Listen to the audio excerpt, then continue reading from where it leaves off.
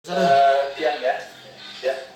Jadi perlu saya jelaskan bahwa tadi jam 8:46 terjadi gempa ya, yang perlu berdasarkan dari BMKG itu merupakan gempa tektonik.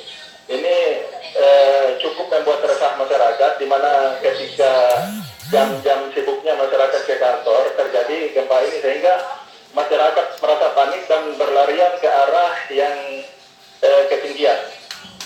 Namun saat ini kita sudah mengimbau kepada masyarakat agar segera kembali, karena gempa yang terjadi tadi sesuai dengan BNPB itu tidak berpotensi tsunami. Demikian.